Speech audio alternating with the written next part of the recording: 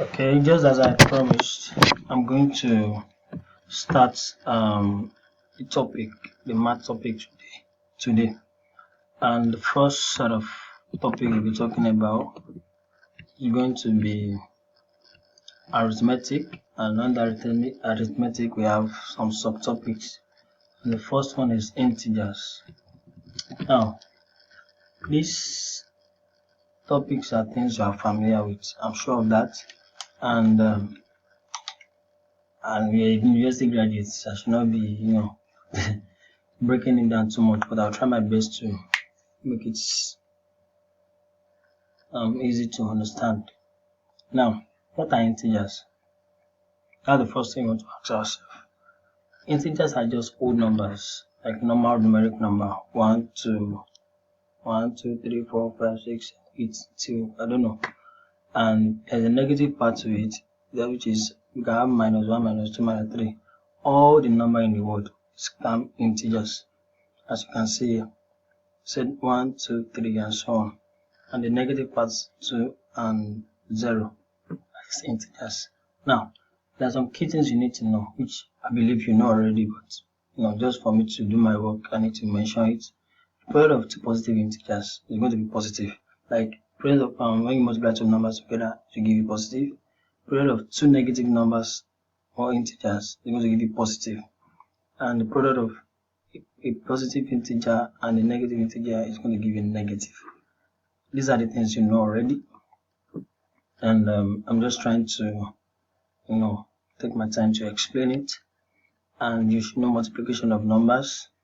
You should know factors. What is factors? Factors are things that in numbers that go in another number, a bigger number. For example, for 60, the factor will be 2, 3, 10, because 3 goes in 60, 2 goes in 60, 10 goes in 60.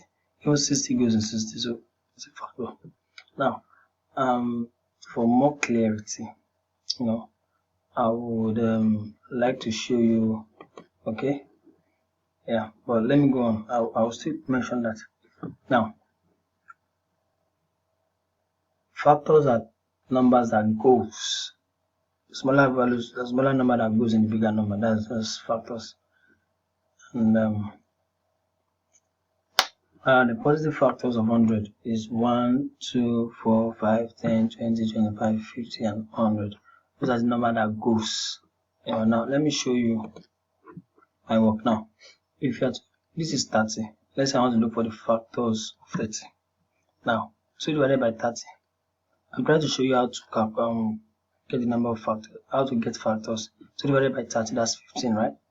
So, 3 divided by 15, that's 5. 5 divided by 1, that's 1. Now, all the number here are factors of 30. 2, 3, 5, 15, 30. In fact, the multiple. 2 times, the multiple of any factor will go here. 2 times 3, that will be 6. 6 will go in 30. 3 times 5, that's 15, you have 15.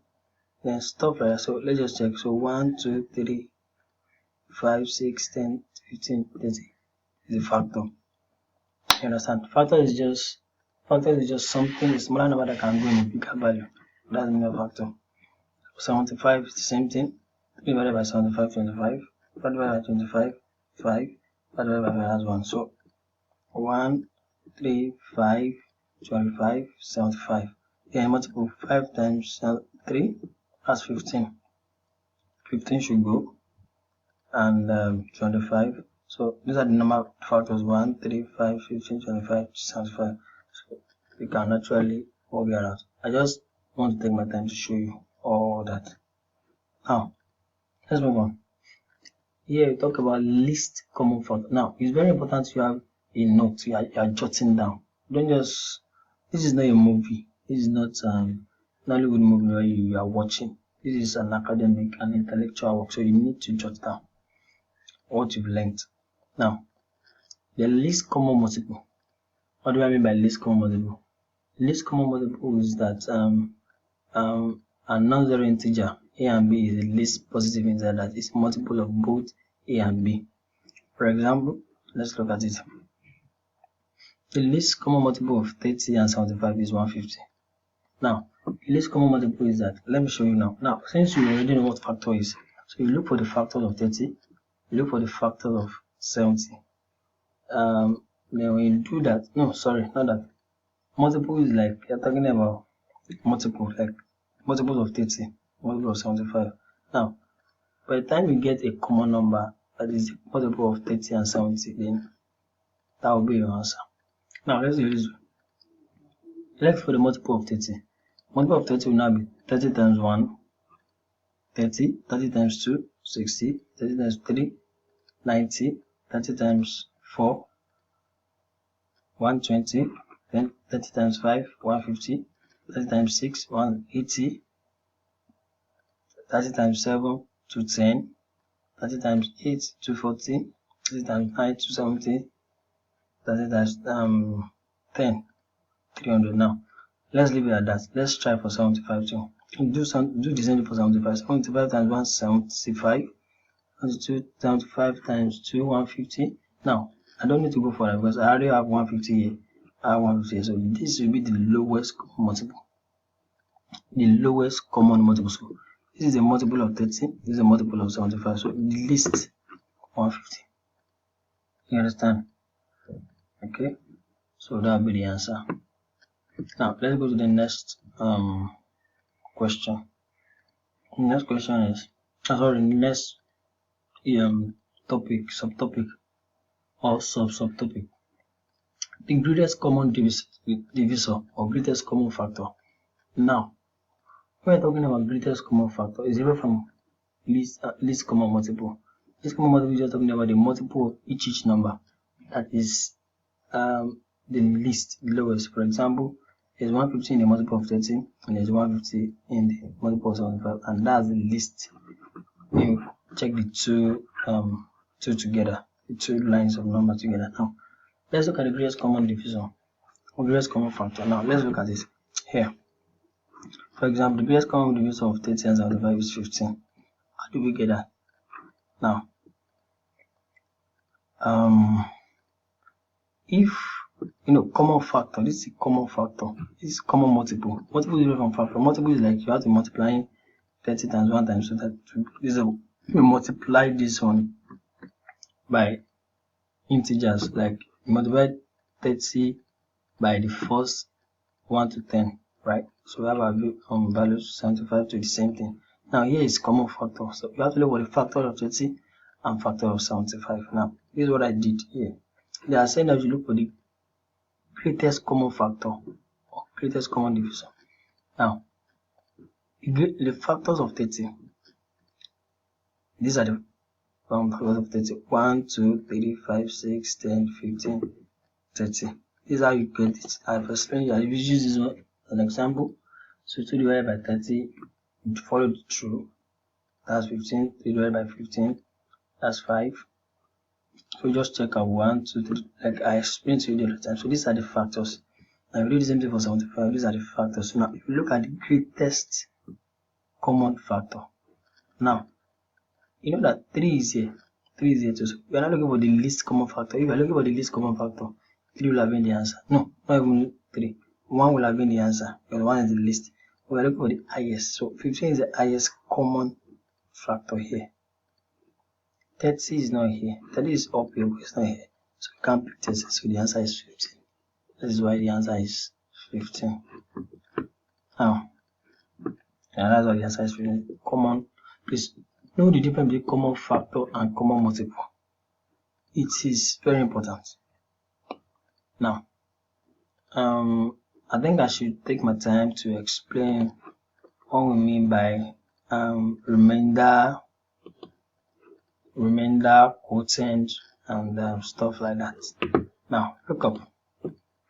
When you have a division like this, that's a 19 over 7. Up here is a numerator. You should know that this 19 is in the numerator, 7 is the denominator. Now, when you divide these two, there's going to be a remainder because 7 does not divide 19 completely. So when you do this division, there will be a remainder. But now, if you 7 divided by this, that will be 2. So this will be the quotient, right? That will be the quotient. Then the remainder. 2 is a constant because when you do it on your calculator, you have 2 point something. So then it remains something. So the no remainder. What you do is this: you multiply 2 times 7, that will give you 14, right? This 2 times 7. You multiply the quotient and the denominator. That will be 14. 14 minus 19. Whatever you get there will be the remainder. So 7 times 2. So when you do that, you have 5 as the remainder. So 5 is the remainder. You can do that for any number. And that's just the logic. And I know you know that. I'm just trying to do my work. You understand? So I'll still give you this material. You need to read it yourself and digest it. Have your own interpretation of it. I don't want to force any knowledge on you. And now let's look at this. 100 divided by 45 is going to be 2, and the remainder is 10. If you do it the same way I just explained now, you're going to get your answer. 4 divided by 4, you have 6, and remainder is 0. It doesn't remain anything. It's complete. Do the same way, you get your answer. So I don't want to waste my time on this. Now there's something I want to explain to you: the relationship between even number, integers. We have integers. Integer is the same thing as number. Now we have positive and negative. Now talking about even and odd number, very important. We need to talk about even and odd number. Even and odd number, when you're talking about, let's use integer 1 to 10 digits. Now odd integers is 1, 3, 5, 7, 9. That's odd. So you just jump into 1, pick 1, jump the next one, take the next one, skip the next one, pick the next one, like that. So you'll be removing it like that. So that's what we have 1 to 9. If we continue that to 1000, we have the same set of numbers. The input integers start from 2. Skip the next one, pick the next one, as 4, 6, 8, 10, like that. So that's like, now let me just explain this to you. It's very important you understand this. The sum of two even integers is an even integer. That means 2 plus 4 equal to 6.